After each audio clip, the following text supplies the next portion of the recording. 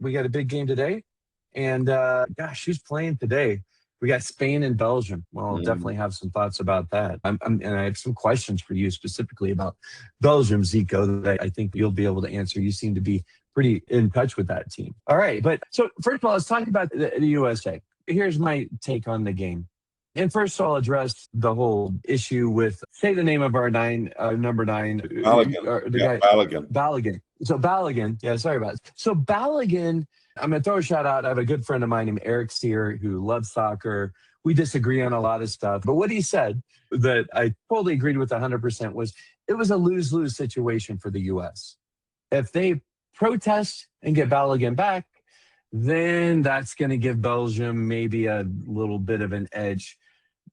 The truth is, Belgium's professionals. I'm not even sure how much of an edge they needed. Those guys know what they're doing, right? And if we didn't get Balogun back, then we were going to be without our best scorer. And I will say my initial thing is I just felt like it would have been better if the president had just not stepped in, just because there was no upside for him unless we won that game. Stepping in the way he did probably wasn't great. That said, it wasn't wrong, meaning that there was a precedent for lifting the suspension. Would not have played the first, was it 2 games or 3 games that he got suspended? First 2 games. First 2 games. Suspended, so he would not. He served 1, but he would have missed the first 2 of the World Cup. Yep. Yeah.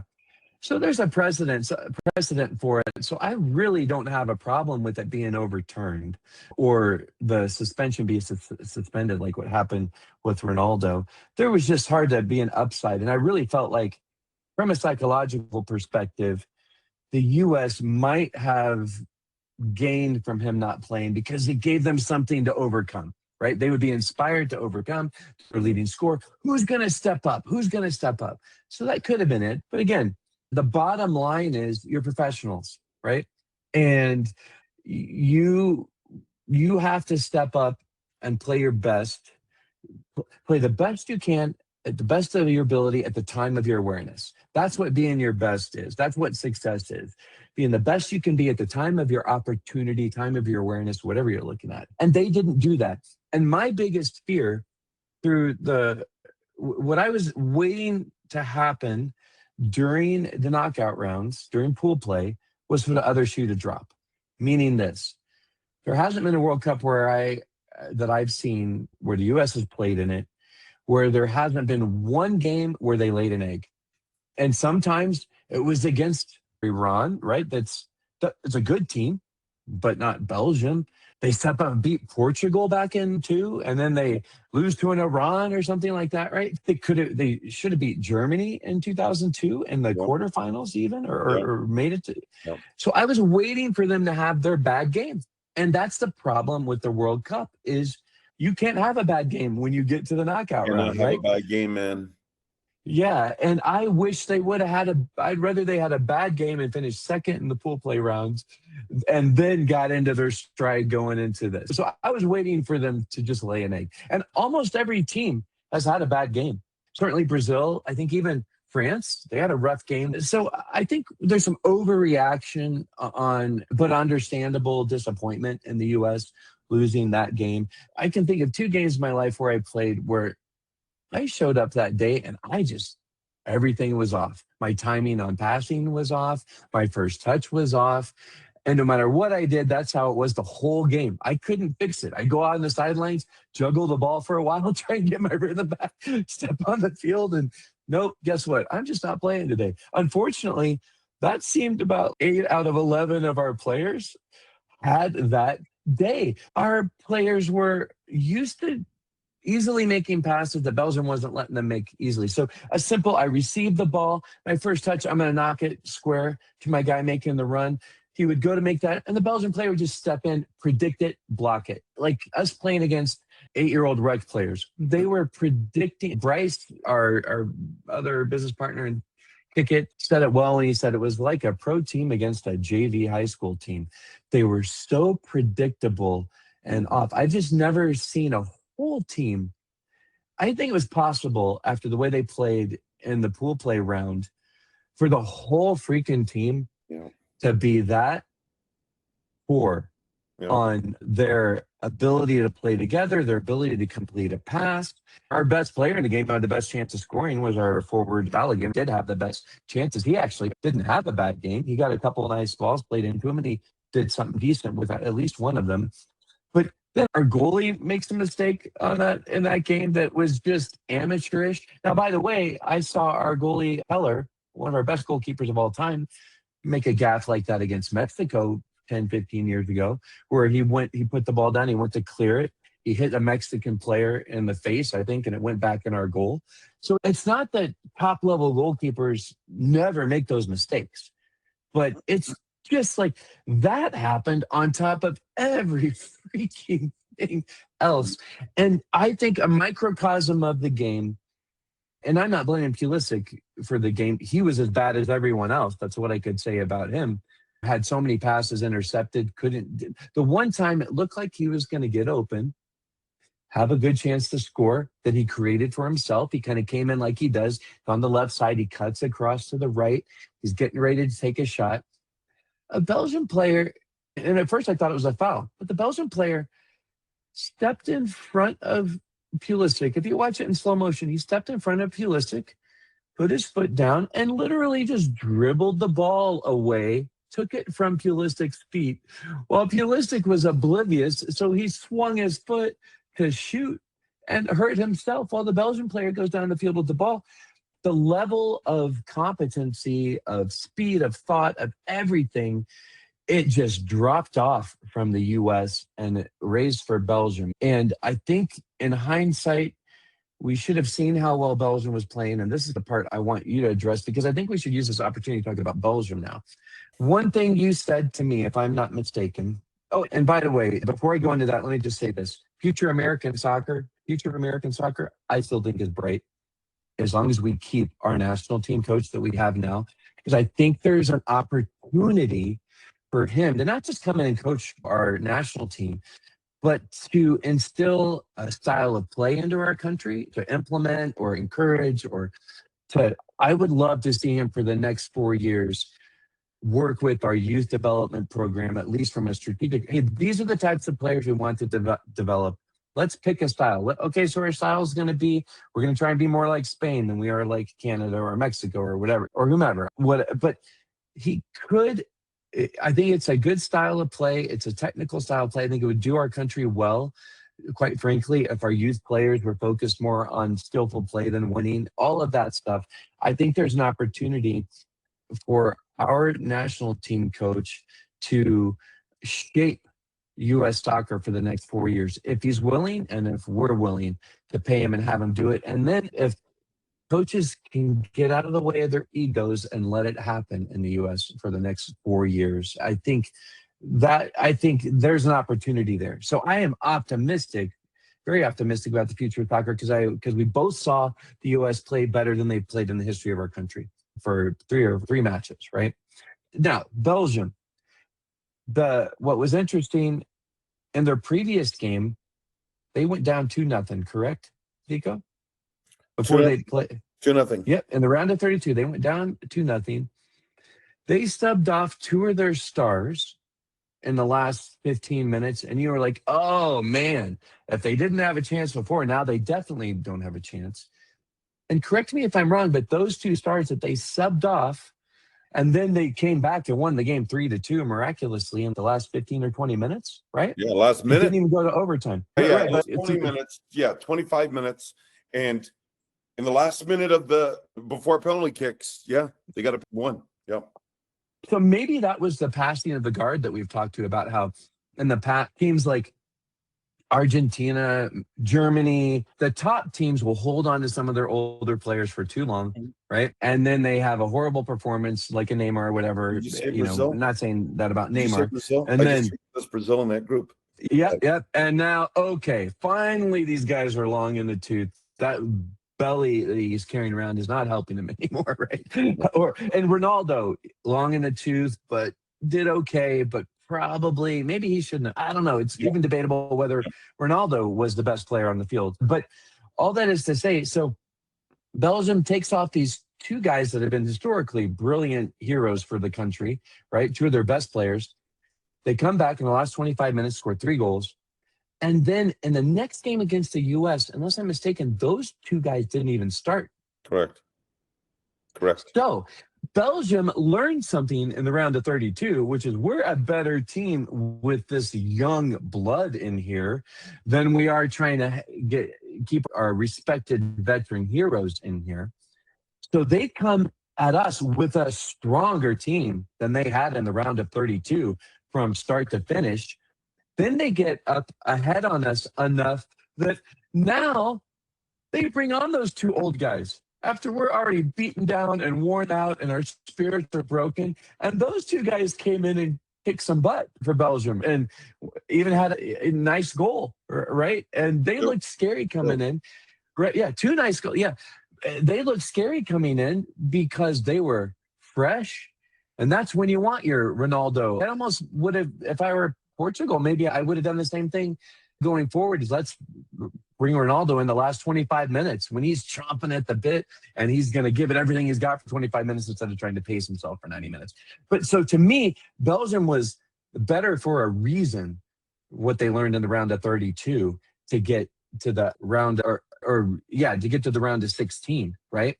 But that was my assessment of that. And I thought that was something because of the insight. I wouldn't have known that if you hadn't talked about it before that last game. But what are your thoughts on all USA, Belgium? Just give me a kind of quick rundown and we probably need to move on. Yeah, no problem. So we've talked about this before. And the bummer with the precedent you said before is that this all happened in a tournament, a 1 month, where Cristiano Ronaldo's started 6 months ago. So it's goofy and it's wrong to me. It's all wrong or it's all right. But this was done during the span of the tournament, right? So it seemed bad. And I think where it actually bit the U.S. in the butt multiple ways, but is this. We all feel pressure going into a World Cup. And the fans even worse, correct? The fans even worse. We all feel pressure going into the World Cup. And I think what happened is it heaped more pressure on the U.S., to be honest, win this game. Because if truly politics, a politician, the president, made a phone call to the corrupt FIFA and things got changed, I think the pressure on the U.S. national team was doubled, tripled, quadrupled in a way. I was like, guys, we lose this game now. Holy moly, the president's calling, we got this little break or whatever. It actually put pressure on the U.S. The other thing is this. The U.S. was saying this. Are you ready? That was not a fair red card. So what does the U.S. get to do? We got screwed. The world's against us. Now it's flip-flop.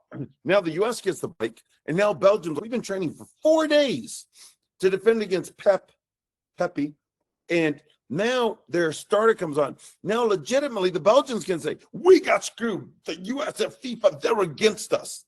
Now, I know this sounds awful to say. You can't do this every game. And I've done this a lot as a coach, and it's not great. And you don't want to do it with youth kids, obviously. But do you play harder when you are motivated with joy? This is sad to say. Or do you play harder when you've been screwed over? You play harder when you're peed off and screwed over. And so where the U.S. can say, we got screwed over. Now it's suddenly different. Now Belgium can say, we got screwed over. And they didn't even have 36 hours to, okay, calm down, if that makes sense. Now, Belgium's a footballing nation because in 1982, Belgium was in the World Cup. 8 years before the U.S. made their first World Cup since 1950. 1990, the U.S. made the World Cup. Belgium was in the 82 World Cup. I knew all of their 86 World Cup team. You know what I mean? They were awesome. They made it to this. Belgium made the semifinal of the World Cup in 1986.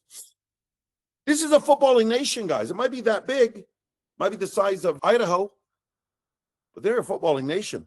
And if you saw, you have true world-class professionals on Belgium who are motivated. I don't mean this rudely. This isn't a rip on Belgium. This is a rip on the situation. Who are motivated with anger and bitterness, if that makes sense. Now, I can quote the Japanese, and it's going to be horrible in this way. I could not do it going into the game, Brazil and Japan.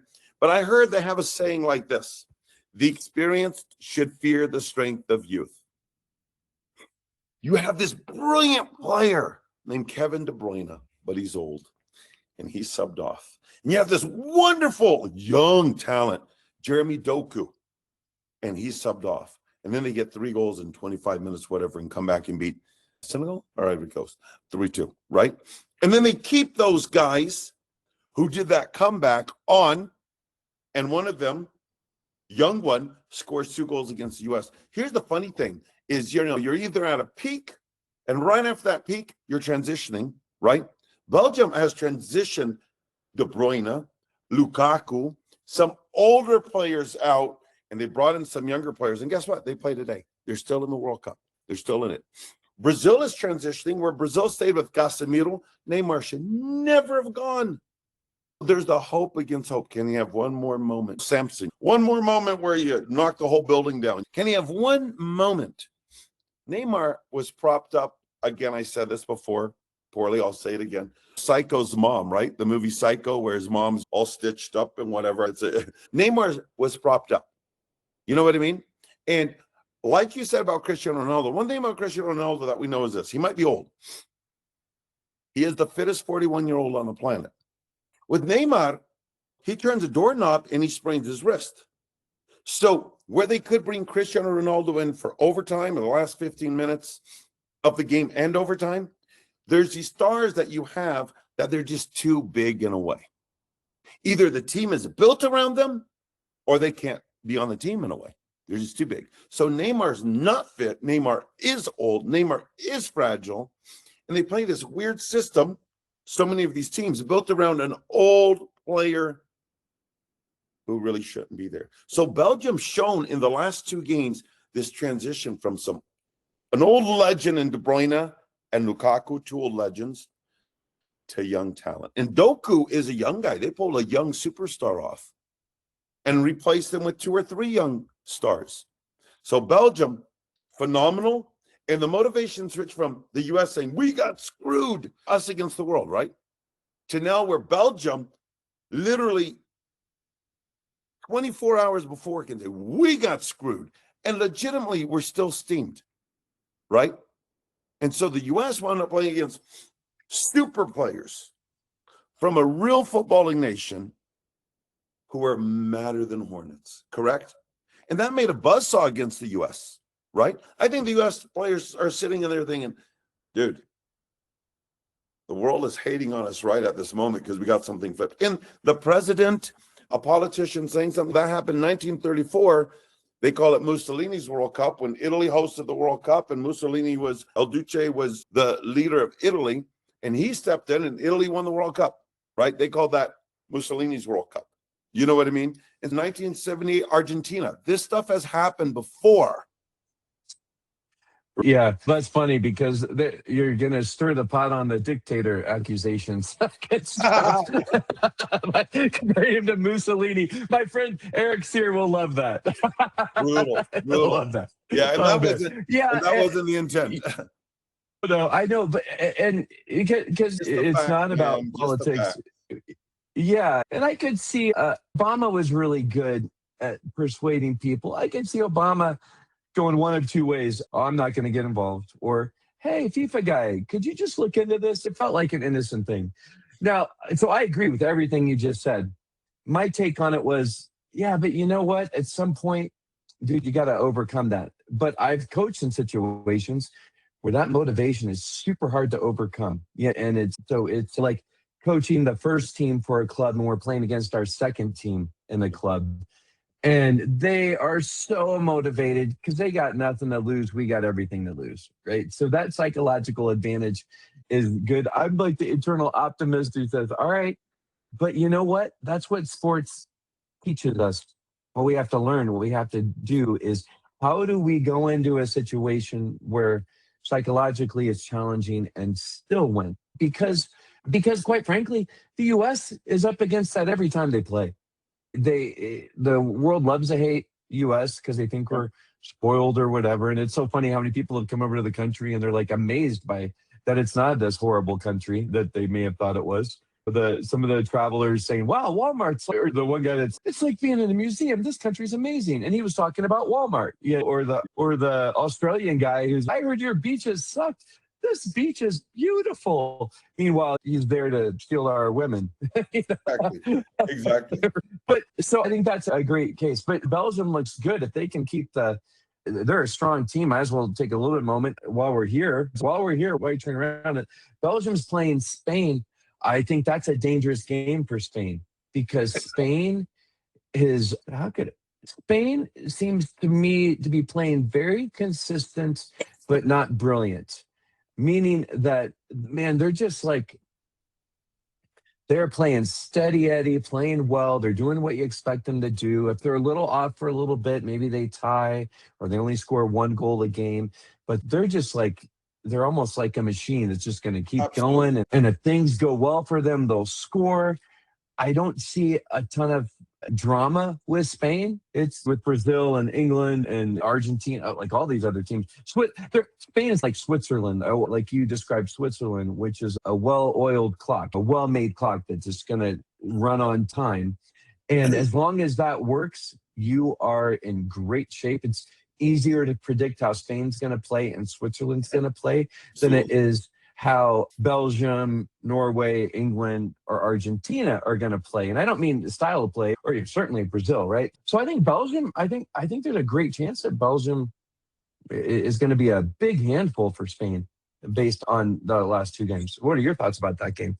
So I'll tell you something funny. I'll just quickly go back and get off topic for 1 millisecond. 1986, Belgium, Spain, one of the greatest semifinals, quarterfinals ever. And it finished 1-1, then went into penalty kicks. And I remember falling in love with the Belgian team back then.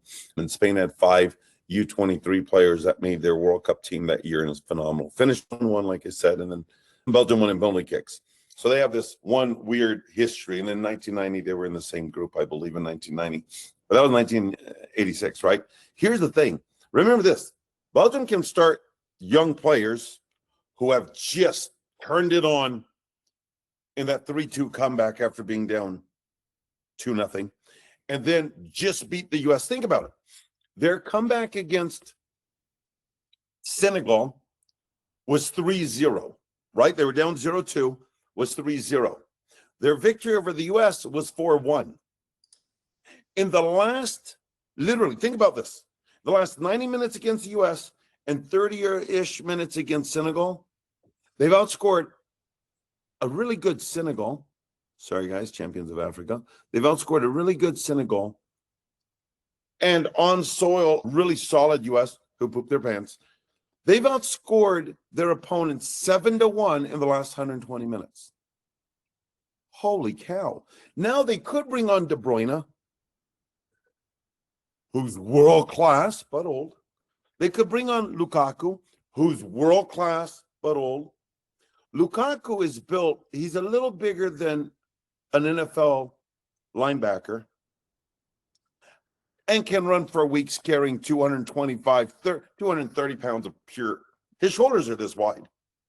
They can bring on these vets. So what you were saying earlier, if somehow you could bring on Cristiano Ronaldo late in the game when things are getting tiring and whatever, and it's hot out and he's been sitting in the shade under a bit of a mister, they can bring on De Bruyne, who's out of this world, Lukaku, who's out of this world. If the game is, even if they're down 1-0, Lukaku can run through a wall and not slow down one else. De Bruyne can strike a ball as cleanly as anybody in history. That's how good he is. So they can bring on these. And of course, Jeremy Doku is a young guy that they brought off with De Bruyne, who plays at Man City. And he beat Jack Grealish out of Man City. And Jack Grealish was the sexy English signing to play for Man City in the English Premiership. And here comes young Jeremy Doku, a Belgian, and kicks Grealish's tail out of there. And, oof, it could be a game. And like you said about Spain, the one thing I have to apologize about, I have to admit I was wrong about, because it's true. Spain has still at some level been incompetent with their strikers. And people say Del Olmo, I'm not a big fan of his. But I will say that they've started going forward quicker, Spain. Instead of pass, what a waste of time.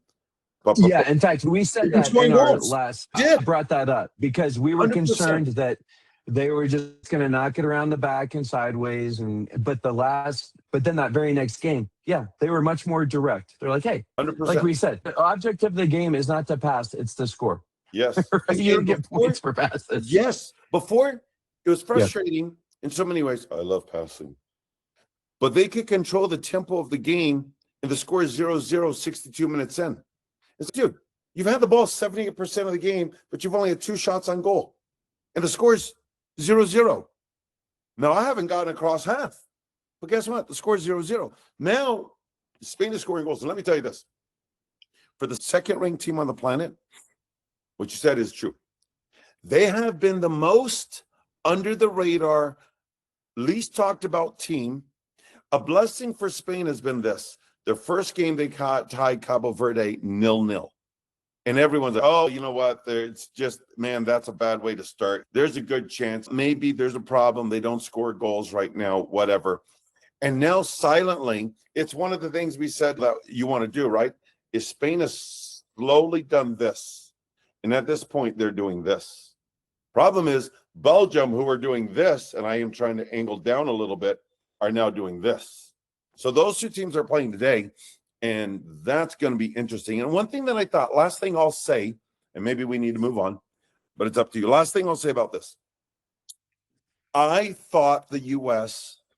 was going to out-athleticize Belgium with this high tempo, and it was the other way around. Within 3 minutes, Belgium had 2 chances on goal, and Matt Fries made this genius save, this whatever tip to the right top corner, I think, and it was the other way around.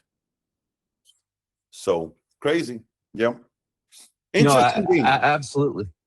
It was, yeah. So that'll be a good game to watch. It's going to be on pretty much as we wrap up this podcast. All right, and I'm going to talk about the Mexico game real quick.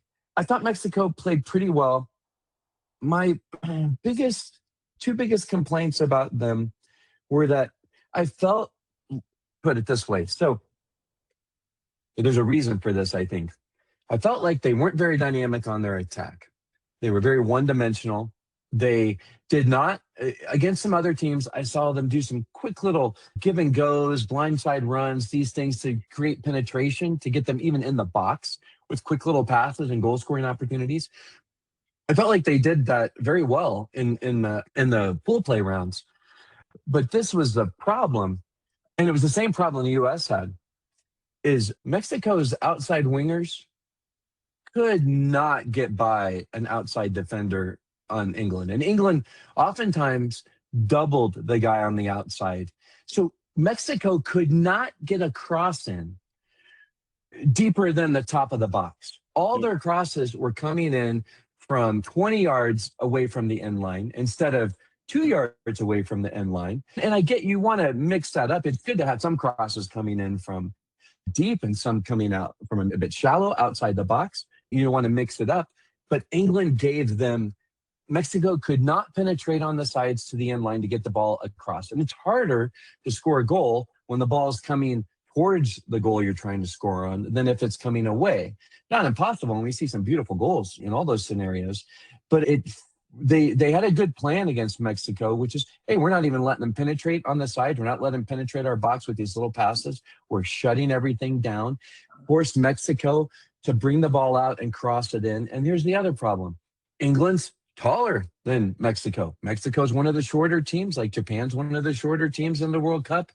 I'm sitting there watching everybody says, oh, Mexico dominated for the last however 20, 30, 40 minutes or whatever. I'm like, oh, man, they just kept knocking the ball in from 20 yards away from the end line into players who had no chance to out fight the English defense for a ball. They had a chance, but at some point after you've done that 20 times, you guys might want to try something a little bit different. But maybe they couldn't because England didn't give them anything else but a corner or a cross from 20 yards away from the end line.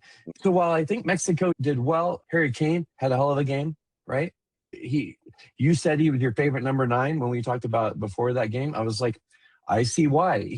We talked about he had a heck of a game. England had a very good game, but I felt like Mexico didn't play their game. And I think it was because England didn't let them. That's my perception of the game.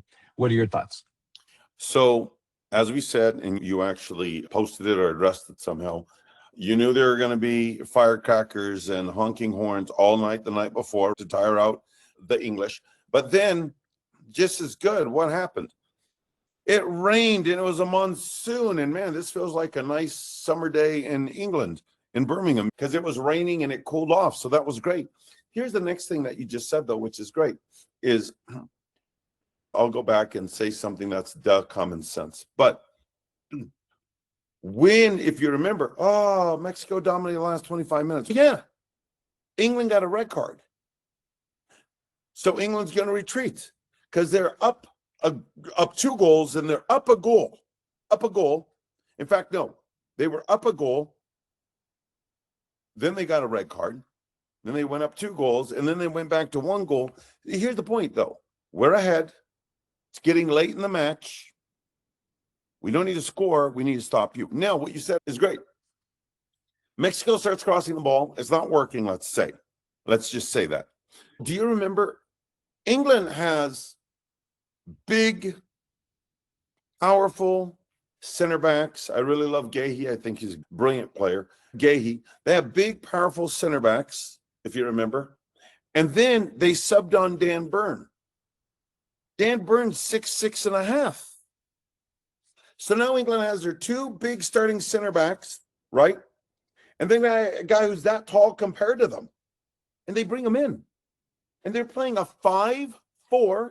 So this outside back can get outside, get to the corner of the 18 and cover that. This outside back can get to the, because they have 3 giants right there.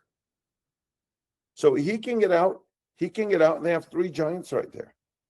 One being 6'6.5". Do you see what I mean? So, Oh, yeah, no, totally, context, yeah. They're dominating. Go ahead, dominate. Just don't score. And all of the England was trying to do is keep them from scoring.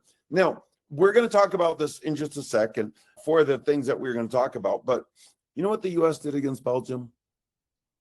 Sucked and made a million mistakes. You know what Mexico did against England? Sucked and made a million mistakes. Don't get me wrong. It was entertaining.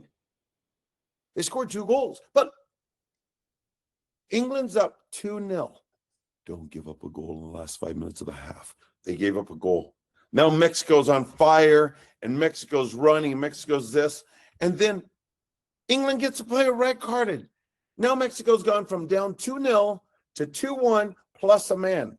And what happens? Within 5 minutes, they give up a penalty kick from Gordon running through and getting chipped by the keeper.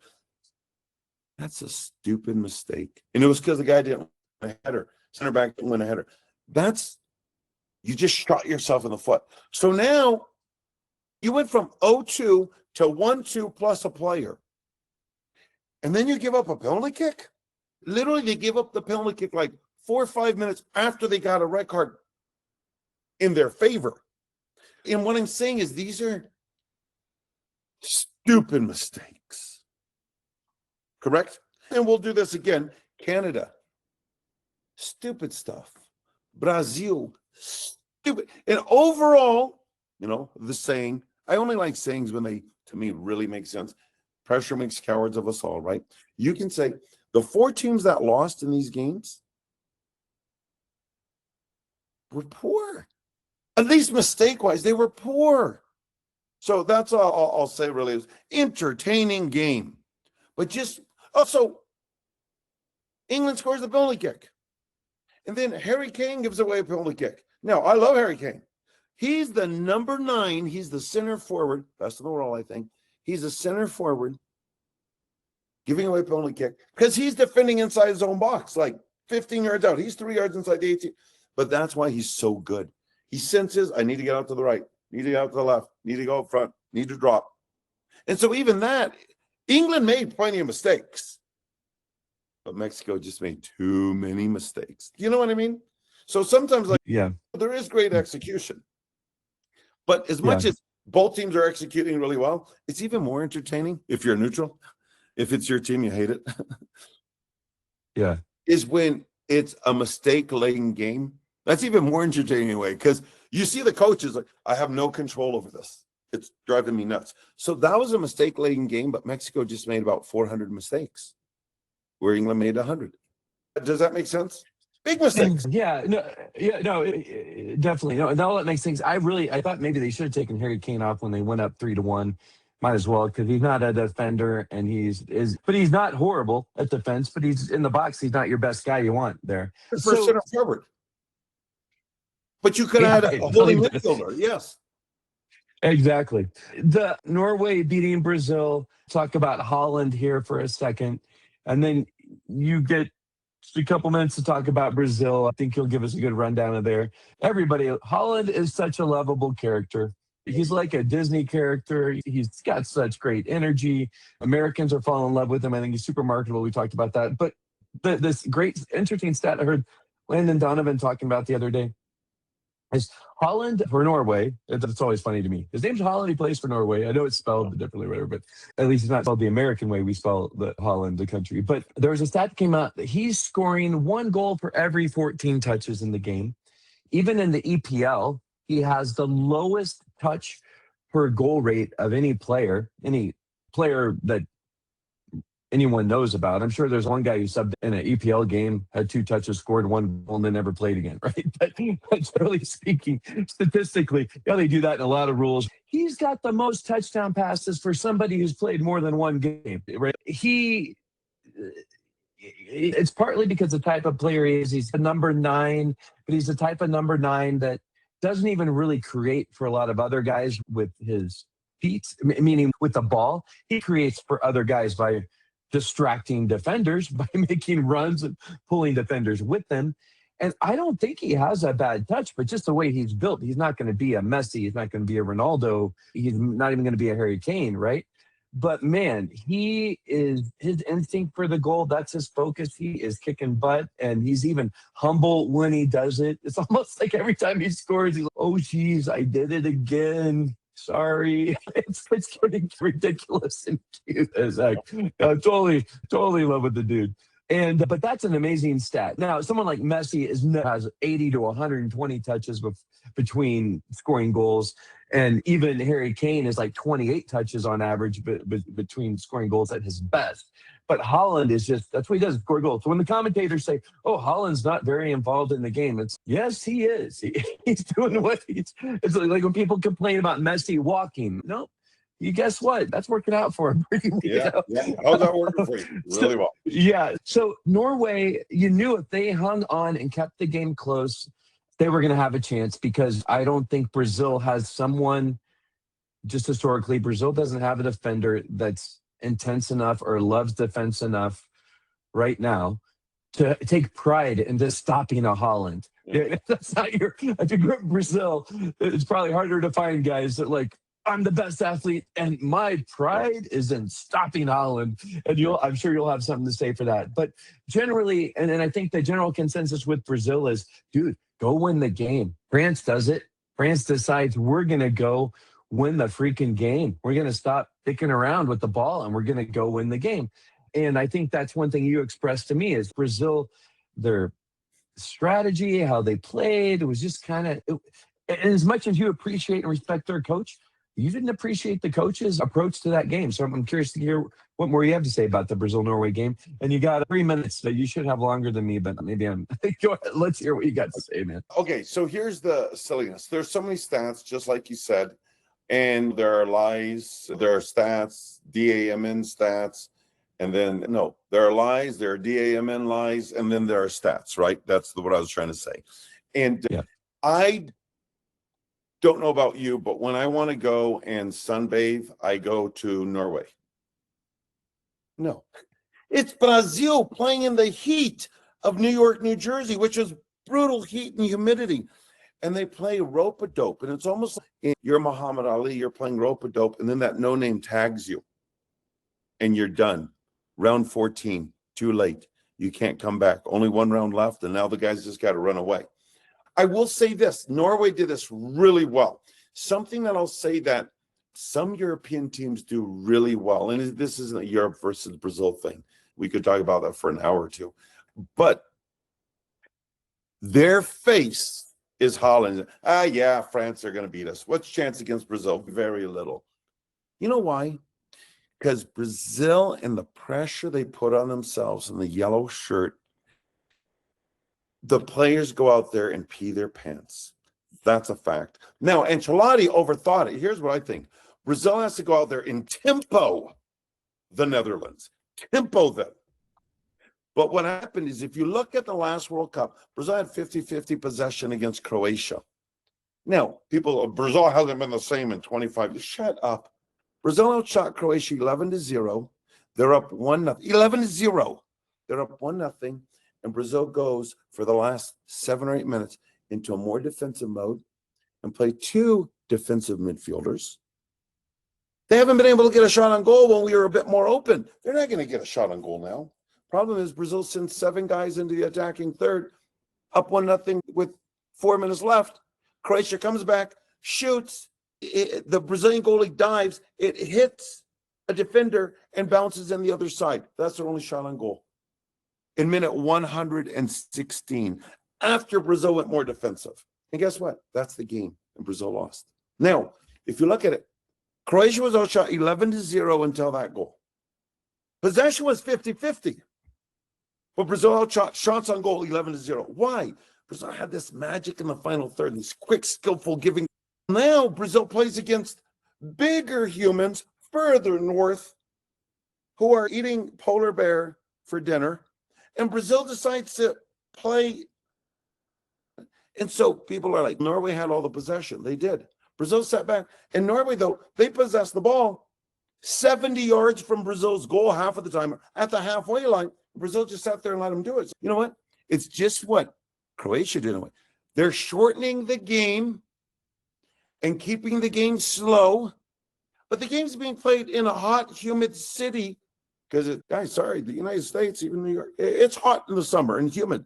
It's like, why are we allowing them to have the tempo they want? And you know what you're going to say? I'm going to say this about Haaland. I don't like the guy at all. None at all. But I'm not a Norwegian fan, and I'm not a Man City fan, whatever. I would like him on my team. Here's something that he does really well, where I love Harry Kane. Here's something that he does really well. In Brazil, there are 2 sayings. And one saying has explained 3 of Brazil's last 5 World Cup losses. Quem não toma. Quem não toma. Whoever doesn't take it, takes it. Right? Baby, if you don't take it, you're going to take it. Brazil shot Croatia 11-0. The Croatian goalie made 3 or 4 saves in the 6-yard box where he's jumping like this, and somehow he defends an 8-by-24-foot goal. Come on, man. Really? Now, as much as the keeper did that, you got to be able to slot it. Not only, it's not like he's shooting from an open shot from 25 yards out in its keeper reaction. It's, I got to get as big as I can. I hope it hits me. And it always hit him. Quem não toma, toma. 2018, Brazil outshoots Belgium 26-9. Shots on goal, though, 9-3. Brazil gets an own goal. Brazil hits a post in the first minute of the game. Have 64% of possession, but effective possession in the other teams. And they lose. That's it. Now, there's part, and I think it's late in the first half. Phenomenal picture. Maybe early in the second half. It makes me vomit. Where the camera goes down and they zoom in on a Brazilian corner and they do it reverse. And there's field level. Please watch this if you can. And they look at all the guys lined up in the 18-yard box and the Norwegians, everyone this much taller than every Brazilian. Brazil's another short team. This much taller than about every Brazilian. And way in the background, Haaland, I'm going to do this to the camera. Now, Brazil has a corner. Haaland's a tall, big dude. Way in the background, Haaland walking from the bottom of the center circle back up to the halfway line or whatever. In other words, we're going to defend with a keeper and 9 players. We're not getting everybody back there. Okay, first principle of attack. Playing the World Cup or if you play in our soccer camp, Dan. If you play a game, penetration, width, depth, and mobility, improvisation, right? Penetration. Haaland is always getting on the last player as the 9. That's dangerous. That creates space in midfield because he's pushing on the last player and it's pushing the team back, isn't it? It's pushing the team back. So here's the problem. It's easy to make a pass backwards. It's really quite easy to make a pass sideways. But to complete it forward to your 9 is hard. That's why Haaland doesn't touch the ball. But he scores goals. So in Brazil, there's another saying. Ready? Fica na cozinha. Fica na cozinha. Stay in the kitchen. Because what is it in the kitchen? It's hot. Haaland, get your butt up the field. Stay as high up as you can. Stay as high up as you can. Stay as high. You will touch it less, but you'll be more dangerous. I've always told my forwards that. I find the guy who can poke a ball into the, now as they get older, because kids rotate and play. But when you play 9 for me, even if you're not the 9, get your butt up the field. If you're offsides 10 times, but you score 1 goal, you know what you're called? Hero. Haaland, stay in the kitchen. If you're number 9, Harry Kane's brilliant. But if your number 9 is spending time 25, 30 yards his side of half in the middle third the whole time, and he's not on the other team's last central defenders, something's wrong. Correct? And so I'm saying when Brazil had a corner, they took a weird angle that they never do, ground level, looking like from almost like from outside of the post, the keeper's view, though, from the goal line back that way. And way in the background, Haaland, and he's got his back to his own goal, although Brazil's about to hit a corner, and he's just walking forward as high up as he can into Brazil's defense. Fica na cozinha. Stay where it's on. See, if you're the forward for the other team and you stay receiving the ball 60 yards from my goal, thank you, Lord. But if you're receiving it that far onside with your belly button forward, right? So stay where it's hot. Where's it hot? Central and high up the field. I hate Haaland.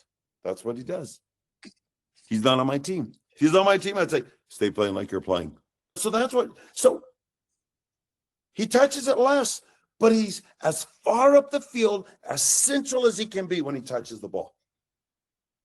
No, he gets to play. It's an advantage to afford to have that one-dimensional player, and arguably, 100%. U.S. kind of had that in our number 9, but everything else kind of fell apart. But okay, so Brazil didn't control the game. Essentially, they should have. What's interesting, to your point, it's almost like sometimes they have too much pride to work too hard. We shouldn't have to work too hard. We shouldn't have to high press and run around like rabbits and chase your defenders. And it's guys, but if you do that and you're better athletes, a better team, more control, and that's the game plan, then go freaking do it. Yeah. So it's interesting. I felt Mexico tried to do that against England. At least they tried to put the pressure. They England was tried to play composed. tempo. And the U.S. tried and miserably failed against Belgium to do that. All right. So we had that. Canada, we talked a little bit about that. Felt like they made a lot of mistakes. Let me make sure we covered everything here. We got France over Paraguay. Ugly game. I heard Landon Donovan use the term the dark arts. Basically, that Paraguay was there to just hassle, nag, annoy France. And I saw Mbappe lose his temper against the guy and push him back, and then realize, oh shoot, we could both get red carded for pushing each other. And they both hugged each other. Oh, hey, yeah, we're fine, ref, we're friends, because neither one of them wanted to get kicked out of the game. I saw if some lowly player on the U.S. team does that, he's getting a red card. If it's Mbappe, he's not getting a red card. But yeah, so they found a breakthrough. Mbappe scored. Did Mbappe? He didn't miss a PK in that game, did he? He missed one. No, it was the next game. It was the game yesterday. The next game. But yeah, so that game we talked about. Good job on Paraguay for keeping it 1-0 and staying in the 100%. Game. It's more than they did against the U.S., but couldn't quite do it. Morocco is playing really well, beat Canada, England, blah, blah, blah. So then we had what we had yesterday, France against Morocco. It was a pretty darn good game, but it looked like France really, and we talk about a team being consistently better than another team start to finish, when usually that pays off if they're being aggressive and direct. Yeah. And France just was that much better than Morocco. I think Morocco didn't look horrible, if I remember right. But France won the game 2-0. Didn't surprise anybody. That's probably what they deserved. Would have been 3-0 had they made that PK. So I don't know. Any quick thoughts you have on the France-Morocco game? Yes, obviously Morocco used to be owned by France or what have a colony of France or whatever. And so many of the Moroccans, a gazillion of them, I don't even know off the top of my head, 12, 15 of them, whatever, were born in France. Here's the truth. I thought Morocco was going to put up more energy in a way. And what I mean is I've moved to France or was born in France, but I'm Moroccan. And in the end, they did not ask. And they covered the story. One story of one player, they covered it. Issei, I think. Issei or Issa. I will only play for France and all. But then France doesn't ask you to play for them. So you're playing against France. And I will say again, they pooped their pants because I thought that they're going to be playing like, imagine this. We said it about the Netherlands. Imagine this. We played in the same French youth national team at 16. We play in the same French youth national team at 18.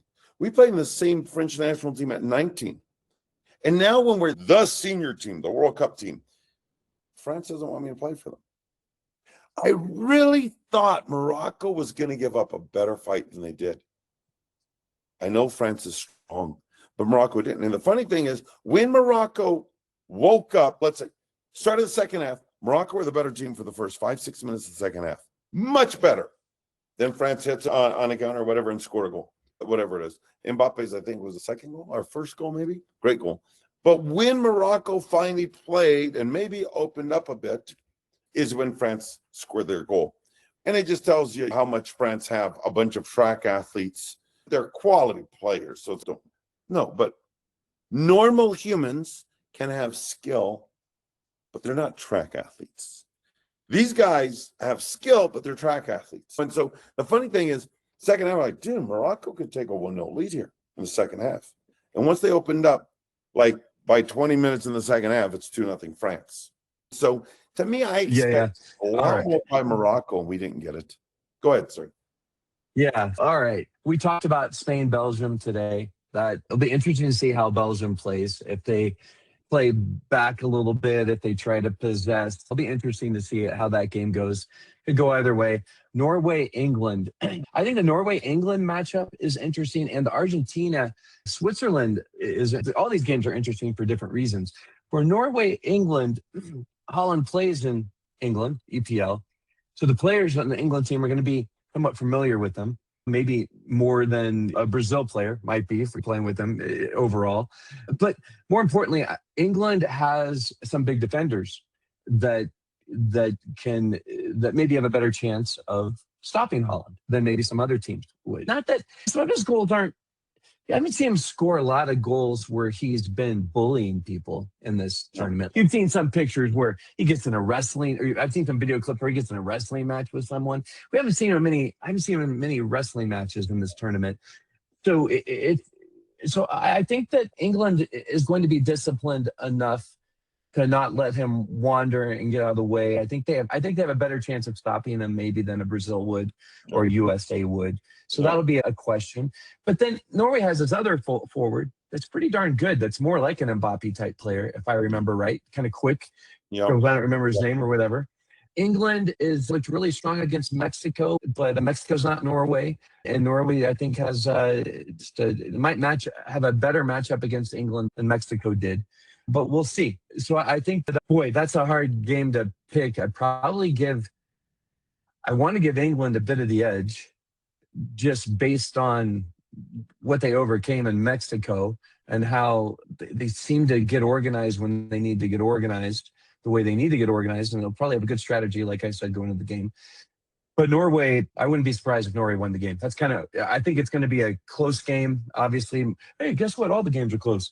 And it's funny. I'll say this for a second. I see people complain, oh boy, they only had 2 goals or 1 goal, complain about soccer. And these are American football fans often. I'm like, a 21-14 NFL game is pretty common. A 14-7 NFL game is pretty common, right? That's only, most NFL games are 2-1 or 3-2. 4-2 at the you know what I mean? So they just get 7 points a goal. Yeah, so exactly. It seems like there's more points. It's not that much. And the NBA, England Mexico was close. 3-2. It was 21-14. England Mexico was 21-14. Yeah, totally.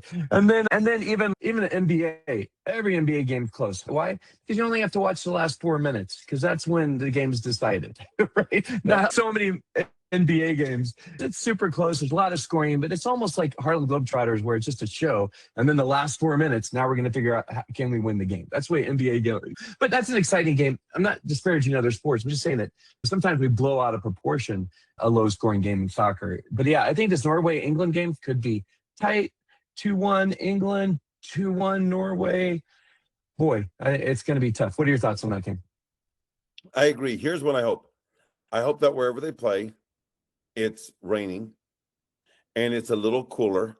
These are two overall cooler weather teams. There's a lot of teammates playing against each other. Probably 3 or 4 Man City players playing. Haaland, and I thought Nusa had gone there just lately. I don't know. But 3 or 4 Man City teammates playing each other. I think that the other thing is, if it comes into a game where Norway's crossing the ball a bit late because they're down a goal, England can bring in 6'6.5" Dan Burn, and he can match Haaland in the air. If Norway's countering, Dan Burn's not near as quick as Haaland is, let's say. I give England the edge. I think Norway's got nothing to lose. In theory, Norway's got no pressure on, but of course they do, because they're proud athletes who are playing for a dream, correct? Real simple. Proud athletes playing for a dream. I give England the nod, but I would like to see it played in cool weather with a bit of rain and see the teams play like a classic English. So I'm going to burst your bubble right now and give you the answer. They're playing in It's Miami in outdoors. So, oh my gosh. It could be a game of golf. Those, Could be a game of golf. yeah, those, right. Those two teams in Miami, at least neither one of them are going to be happy with the weather, right? All right. Okay. Argentina, Switzerland. I like giving my commentary first, because my commentary is much less in depth than yours, I would argue sometimes. But Argentina, Switzerland. Switzerland is the Swiss clock, right? Their consistency might be more than Argentina can handle, based on how inconsistent Argentina's been throughout these games, the last few games, because I think they've gone down in their last 2 games. They were in danger, I thought, I thought the second time they went down in this last match, I thought for sure, okay, they came back in the last game and won, but there's no way they're going to come back against Egypt and win that game. And let's hold the VAR conversation till after we talk about these 2 games. Then I want to talk about the VAR on this and a couple other VAR thoughts that I have. But geez, Argentina came back and beat Egypt. I do feel like that VAR call was a big deal, because Egypt would have been up 3-0 or 3-1 at that point. 3-0. 3-0, and that breaks. Yep. There's a saying in soccer, we all know, leading 2-0 is the most dangerous score in soccer. 3-0 crushes the other team's spirits, usually. And I used to tell my teams this at halftime if we were up 2-0. I would say, guys, we got to keep up the intensity, because whoever scores the next goal is probably going to win the game. Yeah. We're up 2-0. And if we go down, if it's 2-1, now the other team, guess what? Our halftime speech worked. We've got the momentum. But you score that next goal in the second half and go up 3-0. The other team's, damn it. We thought we had a plan for turning this around. And now we're climbing this mountain confidently. We slip on sand and fall back 500 yards. And now we got to climb 1,500 yards instead of the 1,000 yards we had to climb in the first place. So I was surprised Argentina made it through, but good on them for doing it. I get why the Egyptian coach was so upset, but it's a tough game, because Argentina's apparently got a lot of holes on their defensive strategy, because a lot of teams are scoring goals against them. And Switzerland's going to be precision based. And so I think it's a tough matchup for Argentina. Me too. I think I agree. It shows that Argentina's old. They're using the same team as they did last World Cup, pretty much. Shows that they're old. And guess what?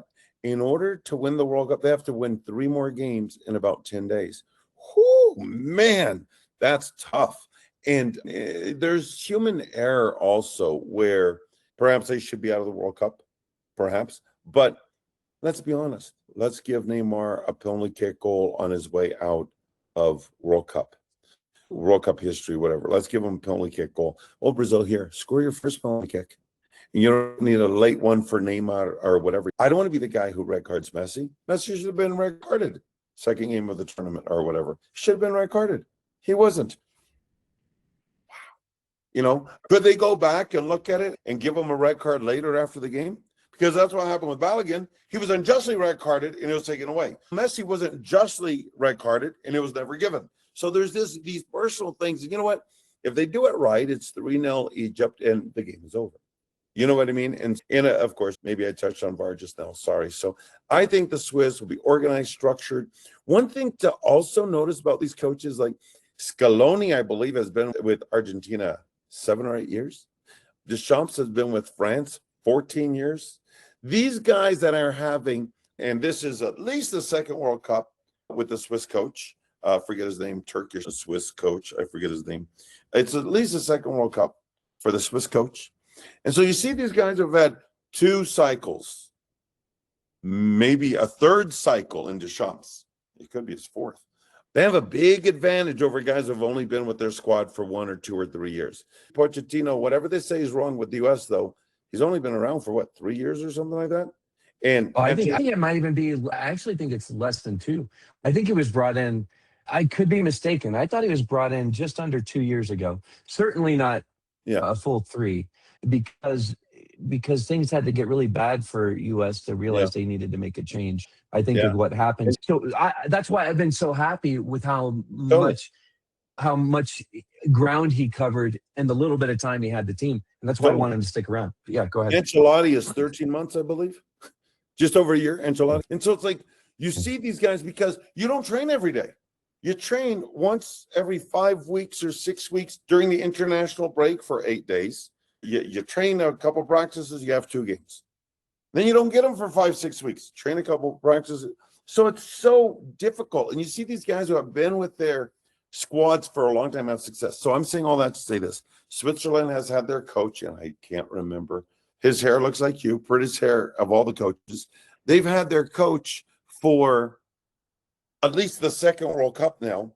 They're a well-oiled machine. Scaloni's had his team for a long time, but I don't know, man. It's hard to believe that their age and a few of them being older / slower, that they win 3 more games in a row. You know what I mean? On paper, you'd think Argentina. Are you talking about Argentina?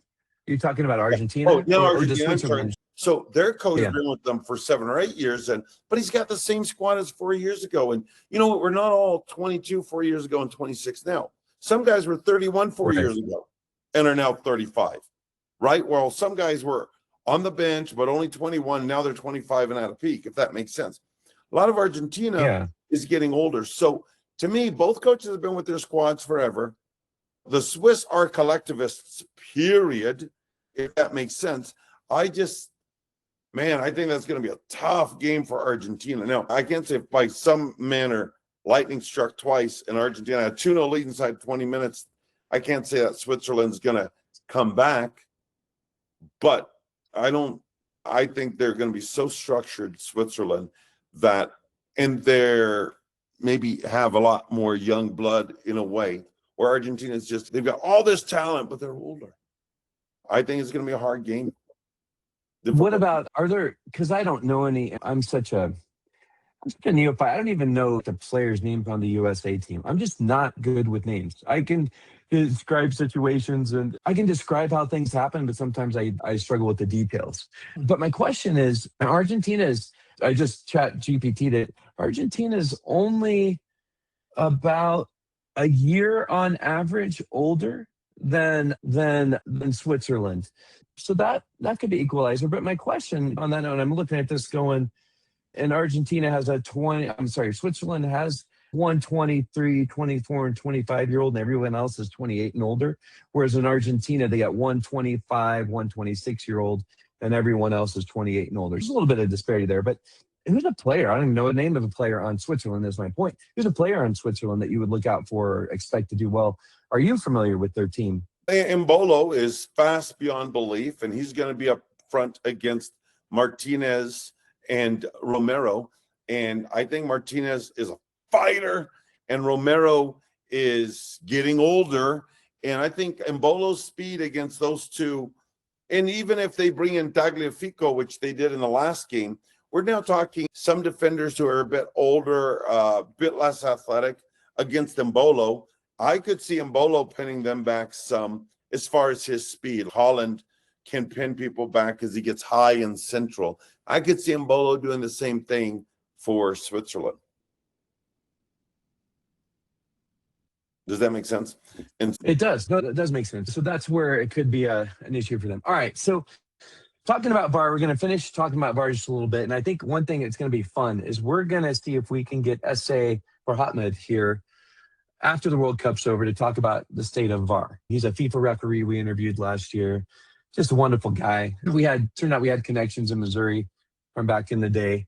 And he's been a friend of Zico's for a while. But I like this call in soccer when a referee, a team's on the attack, either they're just on the offensive half or maybe they're in the offensive third. He sees a foul, but he lets it play on for maybe 3 to 5 seconds to see, does anything come of this? And then he decides, okay, there's not an advantage. I like this. So he blows the whistle and says, there was a foul back here. But he waited 3 to 5 seconds. And sometimes that made people uncomfortable. Why did you make the call so late? And it's because he's really trying to stay engaged in the game. And then sometimes if that was a really bad call, a yellow or a red, that was totally, nobody complained, right? But boom. So I like that. I feel like VAR overstepped on that goal with Egypt in this way. You and I both know how many times people's feet get stepped on, how many times something like that happens, and it doesn't get called by the ref, and it happens 100 times a game, right? Or that's an exaggeration. 12 dozen times a game. And I like Landon Donovan's take on this. It might have been the right call. Maybe that should have been a foul. But what Landon said, and I like the idea, and it goes back to what I was just saying, which is if that happened 5, 10, 15 seconds ago, and in the defensive third, right, and your team had ample opportunity to defend that, to get in position, right? They brought it down the field, right? And your team, Argentina, had plenty of time to make up for the fact that their attacker lost the ball near the box of the other team. It's not even like it was a corner kick and he got pulled down in, because corner kicks are dangerous for teams because there's a lot of counterattacks that happen from corner kicks. There was a stat out years ago that you're more likely to score in transition when you were defending a corner kick than a team was was likely to score on the corner kick. But in this situation, the teams are in their shape, and 15 seconds goes by, and then they call it back. And what Landon said, I agree. Yeah, maybe there's a rule. Hey, if it's 5 seconds ago, 10 seconds ago, whatever it is, it's too late, right? Unless we're talking about cleats up, red cardable offense. But even then, that should have been. So that was just ugly for the game. And Egyptians are passionate people. I've played on Arab teams, some of the most passionate people. And when they feel wrong, man, they do not go quietly into that night. Right? Mm-hmm. They express themselves. So even though I'm seeing the Egyptian coach just lose his crap on that, I'm like, I get it. You know what? He needs to be calm and all of that. But man, that was such a turning point in the game. I think that was the worst example of VAR in the game. The USA usage of VAR to give that red card to our player wasn't even as bad as that, because the ref could at least look at it and go, well, he did cleat the crap out of his leg. It didn't look intentional. And I felt like the problem with that VAR thing was context. And maybe that's the key. Both of those situations, VAR lacked context, right? Yes, he stepped on his foot. But what's the context of the game? The referee didn't call it. Game went on for 20 seconds. What are we going to do? We scored 2 minutes. But 2 minutes ago, our defender our forward got tripped outside the box, right? And so we're going to call back a goal because that happened 2 minutes ago. I think the timing issue that Landon mentioned could be a way to make VAR a little bit better where there's a time limit. I don't know. But, Yeah. and to be fair, all the offsides calls, they've gotten them right based on technically it was offside. But what happened to even was on for so long that if our bodies are even like this, it's on. And now it's a millimeter off is off. And so that seems like a step back from where we were years ago when we were saying even is on. If I can see these two players are intermeshed and I'm not seeing half this guy's body here, right? Half this guy's body here, then it's not offside. My pinky toe is not going to get me offside, right? Anyway, that's my thing on VAR. There's 3 different things to talk about. I'm curious to get your perception. Yeah, what I heard talking to a ref, this is the modern days. If any of your goal scoring parts of your body, could be your pinky toe, is ahead of the defender, that's offsides. Not a finger, not an arm, but if any, so it could be your ear. If any possible potential goal scoring part of your body is out of the last defender, that's offsides. So yeah, you're right. You could be totally behind the guy, but here's your ear sticking out here. That means you're offsides. You know what I mean? It's just, it's goofy and it's tough because here's the problem. We all know this.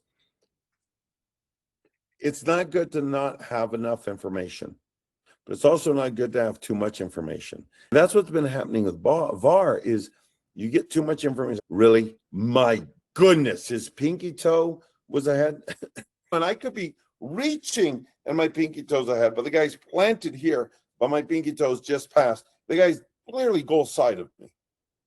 But my pinky toe, just my pinky toe, is just past his sock, his heel. Offsides. So I want before you go to the next thing, I want to address the too much information thing because you and I talked about this 2 or 3 episodes ago about where when you push a ball past a guy, if he slides in front of you, you make the decision that split moment. Do I let my foot hit his leg and fall over and take the foul, which isn't a dive? But I just didn't make the effort to lift my foot up over his leg, which I could have and could have gone, right? Yeah. I've seen on some of the penalty kicks, most of the penalty kicks I've seen are that situation. Yep. Where the forward, so the defender slides in front of him, puts his leg in front of him, doesn't get the ball, and the forward is, I'm just going to not step over his leg and fall. Yep. We have enough information, I think, to reverse that penalty kick because we can see, but then it becomes so subjective. Harry Kane at that speed, at that intense moment, lift his toe. So it's never, the more information you get, the less clear it becomes sometimes. Anyway, go ahead. Yeah. So then, this is true. Here's the next thing though. How many times you see a guy, he strained his groin or lower abdomen because he's about to, and he had to make a weird step, an off step, whatever, to avoid the tackle. And then he actually gets injured. Total fluke. There's never contact, but he had to make a weird stride to avoid it. How many non-contact injuries happen? At some point, the guy did have to do a jumping splits in order to avoid. And when he landed, he rolled his ankle. You know what I mean?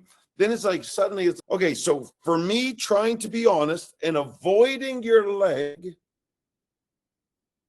I shot our own team in the foot. Do you know what I mean? I injured myself. I remember. I'm going to start calling that a dangerous play because, you put the attacker, what you're saying is, it's like when I raise my foot up, I don't kick the guy in the head, but my cleats are pointed at his eye at some point. That used to be called a dangerous play. Now they don't really call dangerous plays that much. They really don't. I used to love that call when I was reffing youngsters because I could say as a dangerous play, it's not a penalty kick. And it was indirect, and I didn't feel like I was given a big advantage, but I was giving the just call, right? Correct. But man, what you're saying is, now they could say, he would not have injured his ankle if you had not lost control of your body and almost done his knee, almost cleated him. That was a dangerous play, right? So now, to your point, now we have more information. So are we going to bring back the dangerous play call? Correct. Yeah. Correct. And I remember one, they went back and it's way back in the day, they only had 4 angles, whatever, 1986 World Cup. Brazil against Poland, and late in the game, the last 15 minutes or whatever, a Brazilian player did a step, and a tackle came about knee height, and he wasn't trying to go through his knee, but he was going to trip over him. And the Brazilian jumped out of the way and stumbled and tried to stay up, went like this and managed to stay up. But by the time he got his footing, the next Polish player got the ball in there. And there was no contact. But in order to avoid you, I had to stumble and this and that and whatever and lose my steps, my rhythm, whatever, my pace. And the guys, I didn't touch him. I'm like, come on, man, you know what you did. Either he blows his knee or whatever, or he loses a step, his footing, whatever. But your team gained the advantage from it. In avoiding your out of control tackle, he lost the ball. Do you know what I mean? Yeah. Yeah, no, I think that's great. So I want to hear your point. I want to hear what you have to say about that Egyptian call. That call against Egypt, like calling that 15 seconds later. What are your thoughts on that? Or however long it was. It seemed like a day. Yeah, and I don't really know. I want to hold off in a way until Essie, because I might get it totally wrong, but I know they have the ability. But there's a point, Zico. We all have the right to reserve and change our mind. I go back and forth about a lot of these VAR things. Correct. And Essie told a story that pointed out the downside of VAR. Last time we interviewed him, that he's famous for. And anyway, but yeah, so I think having your opinion is great, because guess what? Opinions, you can change, you know, based on new information. They can change. At what point is it where they can say, blow your whistle right now? That's what's tough. Blow your whistle right now. That's a penalty. Because in the end, they're trying not to ref the game with VAR. They're trying to correct refereeing issues potentially. And where it's like, that's absolutely a penalty kick, we think. But the ref has to be able to go there, look at it, and say that wasn't a penalty kick. But it's one of these. So now if I say, hey, Mike, you should blow your whistle. Then if Mike goes there and decides it's still not a penalty kick, you've just stopped the whole momentum and the flow of the game. And, hey, I stopped it for no reason at all. So it's really weird. It's almost like the VAR's got to have this ability of saying, okay, now when we tell you to blow your whistle right now as the ball's countering the other way, when we tell you to blow your whistle right now, you don't even need to go to VAR, or you need to go to the camera and pretend you're agree. You've got to agree with what we decided. Does that make sense? It's like, we've decided this is a penalty kick. But then you go the other way and there's a goal scored. Now it's like, that goal doesn't count because we're going back to here. You know what I mean? And I knew this 6-7 years ago. That's going to be an issue one day. That's going to be an issue. Is right after this has been called, there's a goal there. Yeah, and I think we're kind of wrap up with this. But we know as players, you go into a game and you have a referee. He, in the first few minutes, both the referee and the teams are figuring out, how is this ref going to call this game? Is he going to call it tight? Is he going to be nitpicky? Is he going to feel it out? And he's feeling out. Usually you don't call it tight in the first 5 to 10 minutes. Yep. Things start to get chippy. The last 10 minutes, they may call differently than they called the first 10 minutes. And that's not necessarily a mistake, but it's part of the thing. And we have one center referee, which I think sometimes, what other sport has one referee on the field that is almost like the prima donna? And the game is, and the rhythm, so much of the rhythm of the game, so much of the tempo of the game, the mood of the game, what I'm looking for, is determined by what that referee decides to do on that day. And I've refereed games where I think I'm going to call this tight because I know these two teams. 100%. But my point is, context, the environment of this game. Yep. Exactly. You could call a push every 5 seconds during a game, because you could define so many things as a push. And by the way, I don't think they call pushing anymore in World Cup soccer, because I've literally seen so many times a guy's getting ready to go for a head and he pushes the guy in front of him out of the way and he heads the ball. It used to be you can't even put your hands on the guy's back before a header, because it looks like it could be pushing or holding him down and you're gaining an advantage. So the referee is deciding he might have stepped on his foot back there, but you know what? I remember 10 seconds ago where I let the other team step on that guy's foot and I didn't call it. And so I'm not really calling that errant step on the foot. That's kind of how I'm calling this game. But if VAR is coming in and deciding if you step on a foot, it's a foul, I know. then there's 20 other fouls that they should have called. Yep. Because the foot got stepped on 20 other times. And so are they going to evaluate every single play? So I think that's where there's a big conflict. We see 100%. inconsistencies. And the neophyte American who doesn't understand soccer is getting frustrated watching the sport. Crystal didn't that guy get pushed? And here I am going, well, yeah, but as a forward, if you get pushed off the ball too easily, that's on you, right? Like, you pushed me off the ball.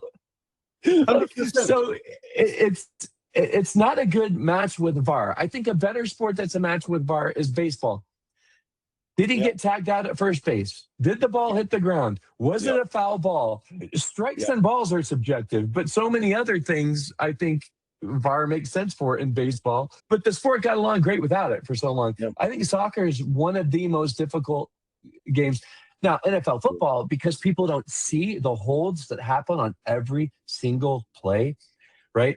The illegal blocks, the holds, everything that happens on every single play. If we used a VAR on every single American football play, there'd be a hold on every play. 100%. It would change the whole game. So I think that's one of the big challenges is we already have this prima donna dictating how this game is going to go and be called. VAR to come in and overrule them, then go back. If you're going to call that back what happened 15 seconds ago, what about the guy that got his foot stepped on 20 minutes ago? I know. Are you going to go back and look at that? I know. So it's a challenging thing to do. Getting it right is not. It is. And here's the thing. We always say it, right? If that's a foul in the center circle, why is it not a foul in the 18? And I'm going to go back to this. Yeah. No matter what, people can say you're a hater and whatever. It doesn't matter. This is factual. Argentina plays Poland in the last World Cup, and the Polish keeper did this to Argentina's ear. It didn't jolt his head. It didn't. To Argentina's ear, to Messi's ear. He did this. He missed the ball, and he nicked. You could almost get it where you get a piercing. And he nicked Messi's ear, and they went back. Penalty kick. Why? Because you went for the ball. They both missed the ball. You went for the ball, and you did this. Penalty kick. And then you see him stomp on somebody's leg. Not a penalty kick. And then you see this foul against the Egyptian with way more contact in the boxing. Not a penalty kick. And the tough thing is there is human error. One of those things like, did I see what I'm sure I saw? No way. I'll tell you a funny story about it. Human error. You can start to doubt yourselves. Like, Messi doesn't fall. Did Messi really stomp on his leg like that? I'll tell you this. I was at a coaching course a quarter of a century ago. 24 years ago, I was at a coaching course. And we had a question. And they said, this is how they said it. These are the laws of the game. You should know them as coaches. But what we're going to do is we're going to give you the test. And we are going to leave the room. And you guys should know all the answers. And there's 32 of us in the room. So between you, you should know all the answers. And we had no book, but you should know the laws of the game. And we are going to leave the room. This is a coaching course, though. And you should know all the answers. And so I think it was 40 questions, whatever. And this wasn't an e-licensing course. It's probably a we're in person. Course. Yeah, high level. What I mean is it's not like beginner coaching. No, high level course. High level course. And we should know all the answers. And so we're talking there, and we're all talking like, yeah. And then there's a question, and all the coaches are like, yeah, it's offsides. And the whole question was, hey, a forward lines up behind the last team. The goalkeeper takes a long goal kick. There's a bit of gust, whatever. The ball soars over everybody to that forward who's way past the defenders. And he goes through and scores one-on-one. And they're like, it's offsides. It's not offsides. In 31 people argued against me. I'm like, it's not offsides. You cannot be offsides directly off of a goal kick. High level course. A lot of college coaches. I said, you're not offsides.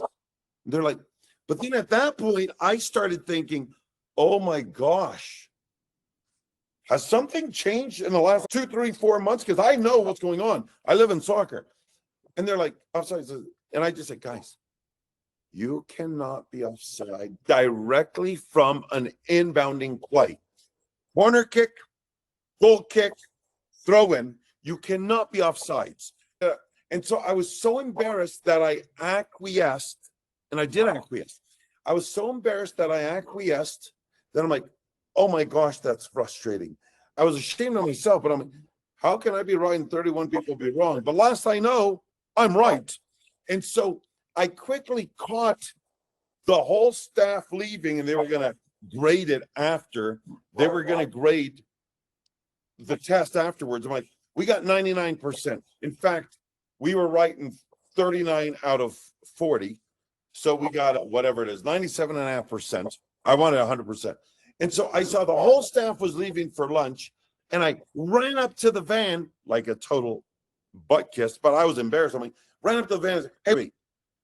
And the whole staff said, I don't mean to be rude, but we all agreed, and you had us work as a unit. But on question 27, it was the goal kick offsides question.